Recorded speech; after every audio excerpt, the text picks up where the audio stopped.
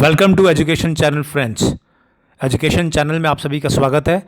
आज का टॉपिक है किर्गिस्तान प्रोटेस्ट। किर्गिस्तान में जो धरना प्रदर्शन, विरोध प्रदर्शन लगातार जो चल रहा है उसके बारे में हम बात करेंगे।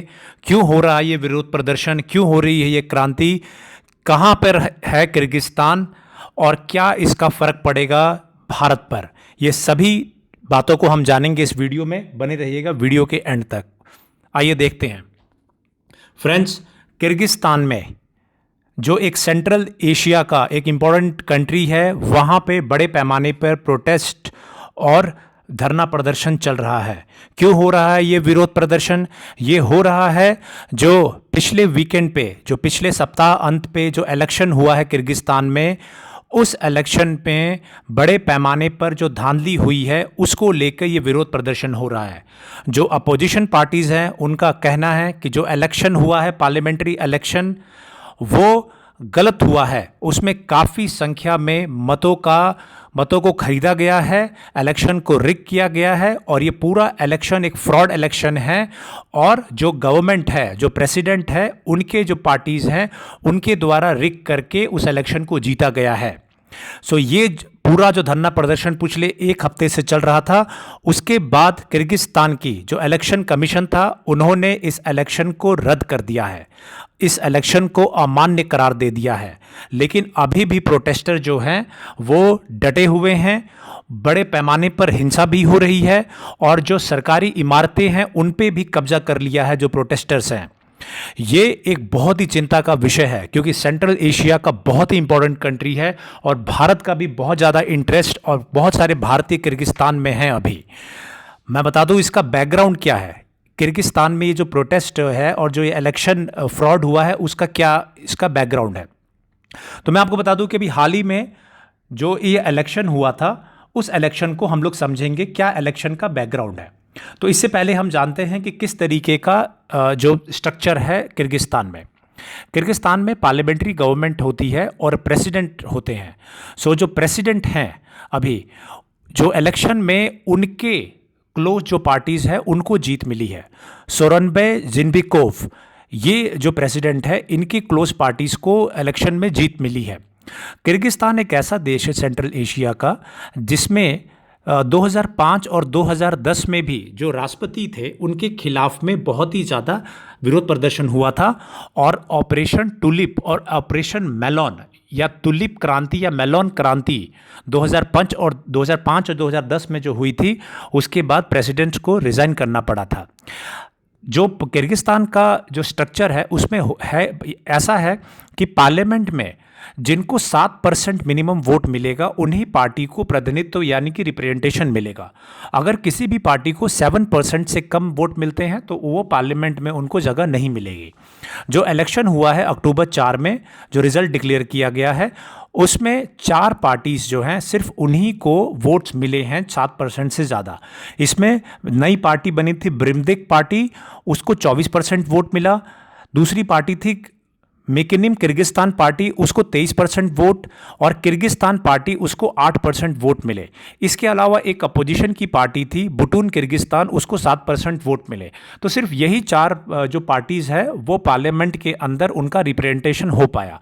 बाकी जो 12 पार्टीज़ थी जो अपोजिशन की, वो 7% के ऊपर वोट नहीं पाए, तो इसीलिए इनको जो है जो पार्लियामेंट है उसमें रिप्रेजेंटेशन नहीं मिला।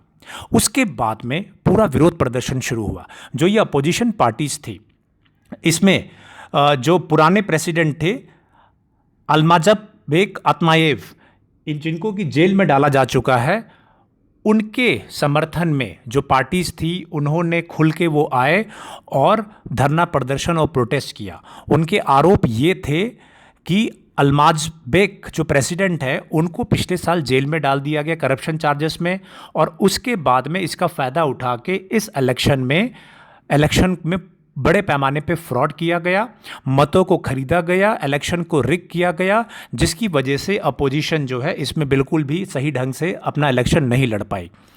ये क्रांति जो हुई है, इस क्रांति में एक बहुत बड़ा कदम मैं आपको बता दूं, ये जो पार्टीज थी या इसके जो सपोर्टर्स थे वो बहुत पैमाने पे प्रोटेस्ट के साथ साथ जो जेल था उसमें घुस के जो पुराने प्रेसिडेंट थे जिनको जेल में बंद कर दिया गया था उनको भी छुड़ा लिया है प्रोटेस्टर्स ने, और साथ ही साथ कई सरकारी बिल्डिंगों पे कब्जा कर लिया है। जो करंट प्रेसिडेंट है वो अपना जो प्रेसिडेंट पैलेस है जिसको व्हाइट हाउस बोलते हैं किर्गिस्तान में, उसको छोड़ के जा चुके हैं। कहाँ पे हैं वो भी पता नहीं है। तो बड़े पैमाने पर अशांति किर्गिस्तान में फैला हुआ है। तो ये हो गया बैकग्राउंड। अब जो प्रेसिडेंट है उन्होंने ये कहा है कि वो नए सिरे से चुनाव कराने के लिए रेडी हैं, लेकिन जो अपोजिशन पार्टीज है वो अपने प्रोटेस्टर्स को या अपने समर्थकों को शांत करवाए। सो ये बैकग्राउंड अभी तक का है ये पूरे प्रोटेस्ट का। अब हम जानेंगे कि किर्गिस्तान है क्या, कहाँ पे है सिचुएटेड और क्यों यह है इंपॉर्टेंट। तो फ्रेंड्स आप ये मैप देख सकते हैं किर्गिस्तान का। ये सेंट्रल एशिया का एक बहुत ही इंपॉर्टेंट कंट्री है। ये जो अर्स्टवाइल यूएसएसआर था, जो सोवियत संघ था, उसका पार्ट था और उससे अलग होके एक इंडिपेंडेंट राष्ट्र बना था। आप बॉर्डर देख सकते हैं, कजाकिस्तान से इसका बॉर्डर लगता है, उज्बेकिस्तान, तजाकिस्तान और चाइना से इसका बॉर्डर लगता है। सो बहुत ही ये इंपॉर्टेंट कंट्री है जो कि सिल्क रूट पे भी आता है। अब जानेंगे थोड़े इसके बारे में, किर्गिस्तान के बारे में कुछ डिटेल। किर्गिस्तान की जो कैपिटल है वो बिश्केक है और जो इसकी ऑफिशियल लैंग्वेज है वो किर्गिज़ है, को ऑफिशियल लैंग्वेज इसकी रशियन है। जो एथनिक ग्रुप है उसमें 73% किर्गिज़ यहाँ पे रहते हैं। रिलीजन 90% इस्लाम धर्म को मानने वाले लोग हैं और 7% क्रिश्चियनिटी को मानने वाले लोग हैं। गवर्नमेंट इसकी पार्लियामेंट्री कॉन्स्टिट्यूशनल रिपब्लिक गवर्नमेंट है। और साथ ही साथ ये बता दूं कि जैसा मैंने बताया कि यूएसएसआर से अलग होके ये कंट्री आज़ाद हुई थी और 1991 में रिपब्लिक ऑफ किर्गिस्तान बना था। Now another important thing is India का क्या इंटरेस्ट है इस कंट्री के जो धरना प्रदर्शन हो रहा है, जो एक क्रांति हो रही है, उसमें भारत को क्या इफेक्ट पड़ने वाला है। मैं आपको बताऊं कि इंडिया का ये इंटरेस्ट है कि भारत के बहुत ही फ्रेंडली रिलेशन है किर्गिस्तान से। और भारत के जो प्राइम मिनिस्टर थे उन्होंने 2015 में जो किर्गिस्तान कंट्री है उसको विज़िट किया था और कई समझौते हैं वहाँ पे वो अमल में लाए गए थे। इससे पहले 1995 में जो पीवी नरसिम्हा राव थे उन्होंने किर्गिस्तान की विज़िट किया था। सो ऑलमोस्ट 20 साल के बाद में प्राइम मिनिस्टर मोदी किर्गिस्तान गए थे और बहुत ही अच्छे रिलेशन जो है वो इस्टेब्लिश हुए थे।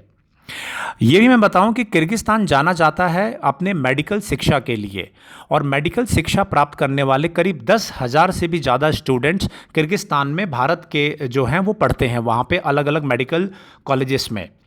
और इसके अलावा भी जो चाहे ट्रेड हो या डिफेंस कॉपरेशन हो उसमें भी किर्गिस्तान और भारत के बीच में बहुत ही अच्छे रिलेशन है। भारत ने जो अपने डिफेंस इक्विपमेंट हैं वो भी बेचने के लिए किर्गिस्तान में कई इंपॉर्टेंट वहाँ पे डील की हुई है। सो भारत की एक फ्रेंडली ये कंट्री है और किर्गिस्तान एक मुस्लिम बाहुल्य कंट्री है। उसके बावजूद भी जो भारत का स्टैंड है कश्मीर पे वो उसका समर्थन करता है और भारत के परमानेंट जो सीट है सिक्योरिटी काउंसिल में उसके लिए भी भारत का समर्थन करता आया है।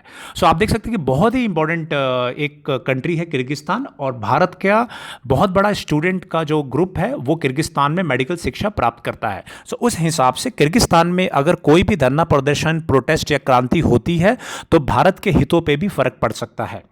नाउ अनदर इसमें है चाइना और रशिया का क्या स्टैंड होने जा रहा है। चाइना नेबरिंग कंट्री है, पड़ोसी कंट्री है किर्गिस्तान का। सो ऑब्वियसली अगर किर्गिस्तान में कोई भी वायलेंस होता है या गृह युद्ध छिड़ जाता है तो चाइना को डायरेक्टली इंपैक्ट करेगा। इसके अलावा किर्गिस्तान जो है बेल्ट एंड रोड इनिशिएटिव है जो चाइना का, उसके तहत किर्गिस्तान में कई रेल रोड, कई डैम्स, उसका भी कंस्ट्रक्शन चाइना ने किया है किर्गिस्तान में। रशिया का क्या इंटरेस्ट है। रशिया का मैं आपको बताऊं, रशिया का यूएसएसआर का ये पार्ट था किर्गिस्तान और रशिया का एक एयरबेस भी किर्गिस्तान में मौजूद है। सो चाइना और रशिया दोनों का स्ट्रेटेजिक इकोनॉमिक इंटरेस्ट है किर्गिस्तान में और भारत का भी बहुत इंपॉर्टेंट इंटरेस्ट है। सो इस लिहाज से किर्गिस्तान में जो भी वायलेंस चल रहा है, जो भी क्रांति या प्रोटेस्ट चल रहा है, उसको जल्दी कंट्रोल करना पूरे एशिया रीजन के लिए इंपॉर्टेंट है। और साथ ही साथ जो वेस्टर्न रीजन है, जो वेस्टर्न कंट्रीज है, उनका भी बहुत बड़ा स्टेक है। कनाडा की कई कंपनीज हैं जो कि माइनिंग करती है किर्गिस्तान में और काफ़ी ज़्यादा पैसा लगा हुआ है। अमेरिका से भी किर्गिस्तान के अच्छे संबंध है। सो इन सभी को देखते हुए जितनी भी कंट्रीज हैं, चाहे वेस्टर्न वर्ल्ड की कंट्रीज हो, चाइना, रशिया हो या इंडिया हो, ये सभी उम्मीद करेंगे कि जल्द से जल्द जो किर्गिस्तान में जो प्रोटेस्ट है वो काबू में आए और एक स्टेबल सरकार जो है वो वहाँ पे इस्टेब्लिश हो।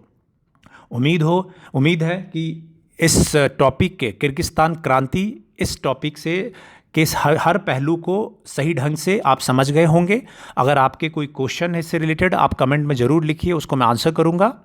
और जो हमारे नए साथी चैनल से जुड़े हैं वो चैनल को सब्सक्राइब करेंगे, वीडियो को लाइक, कमेंट और शेयर करेंगे।